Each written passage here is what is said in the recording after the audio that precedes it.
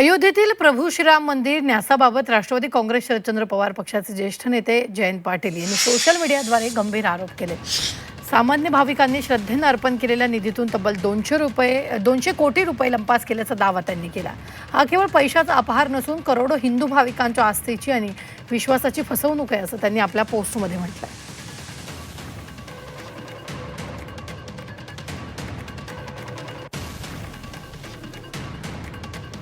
अयोध्येतील प्रभू श्रीरामाचं मंदिर हे करोडो भारतीयांच्या श्रद्धेचं केंद्र आहे आणि याच केंद्रात सामान्य भक्तांच्या श्रद्धेची थट्टा केली जाते आहे। कारण सामान्य भक्तांनी मोठ्या श्रद्धेनं दिलेल्या दानातील जवळपास 200 कोटी लंपास केले गेले।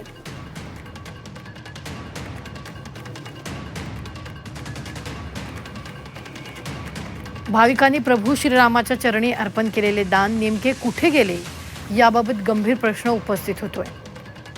लाखो भक्तांनी आस्थेने दिलेला निधी जर देवापर्यंत पोहोचत नसेल तर हा केवळ आर्थिक घोटाळा नसून भक्तांच्या श्रद्धेची फसवणूक आहे, असं जयंत पाटलांनी म्हटलंय।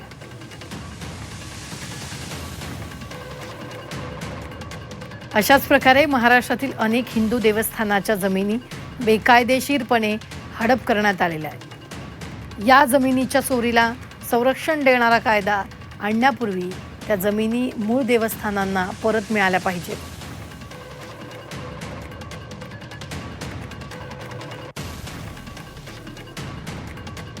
हीच न्याय भूमिका आहे। तसंच धर्म, देव आणि श्रद्धा ही राजकारणाची साधनं नसून समाजाच्या विश्वासाचा पाया आहे।